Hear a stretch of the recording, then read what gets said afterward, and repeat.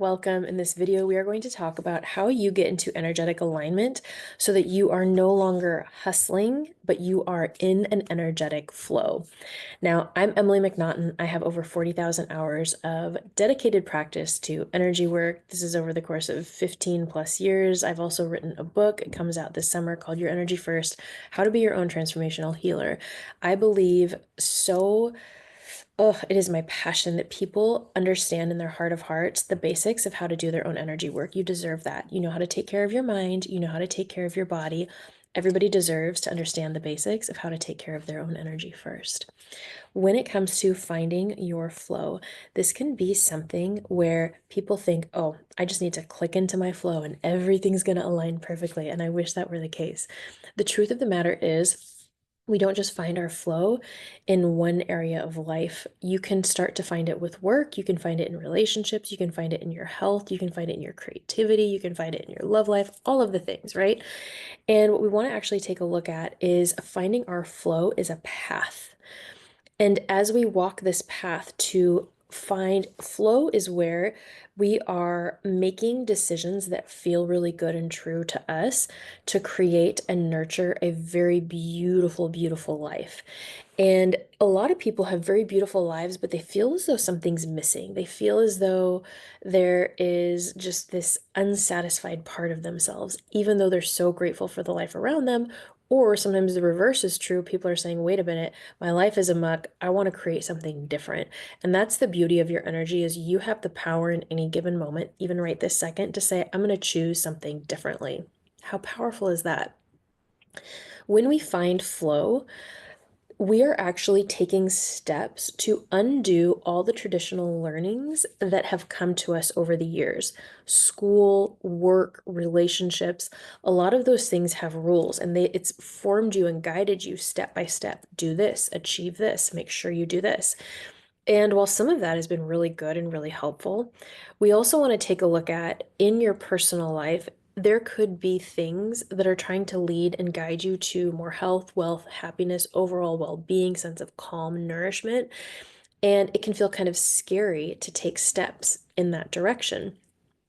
So it's the taking steps in these directions that actually kind of feel a bit frictionful.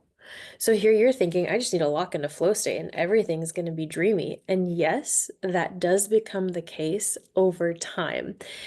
It's having the bravery and the trust to take those steps to get into flow where people usually get hung up. So oftentimes when I work with clients on this, because we take this step by step, they will receive intuitive nudges. And the very first intuitive nudge may be to get more sleep, to clean out a part of their home that they've been thinking about updating for a while, to hydrate more. And then the client goes, that's it. Like I'm ready to change my life. Give me something big. Give me something big. And the truth of the matter is, spirit keeps things so simple for us. Now, when I say spirit, what I'm specifically referring to is when we are internally connected to our higher power and intentionally working with it. Spirit is the activation of source energy. That is my definition by my teachings. You can have your own, I don't care. So, spirit always wants us to be as happy as possible in the present. And that means taking care of ourselves at the most basic level. When you care for your physical well-being at the most basic level, so much of your intuitive powers can take off and thrive. Whenever, I joke that growing up, hard work was my religion. And as I started taking these steps into flow, it felt very unnatural in a lot of ways, a lot of ways. So what worked for me is what I recommend for clients is number one, listen to your intuition. What's it guiding you towards? What's it suggesting you do? Right? Which doing could also mean playtime, presence, rest, whatever. But what's it actually recommending for you? Trust, be brave, and take action on that thing. Never think anything is too small. You would be shocked to notice how many big shifts can come from small, minute actions.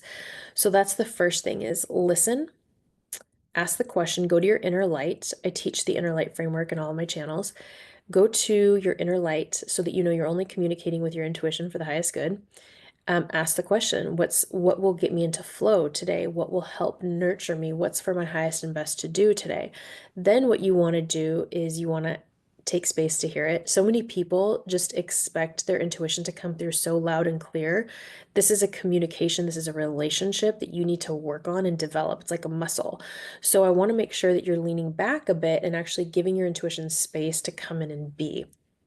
So once you hear the intuitive guidance or you simply know it, then what you want to do is take action on it. This is the part where most people they don't follow through or they get stuck, and the ones that do go on to have major, major breakthroughs.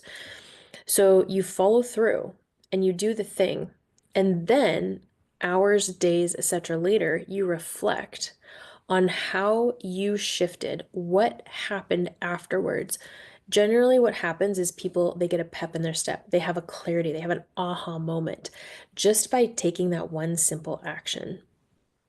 And that is how you find your flow, is by taking it step by step.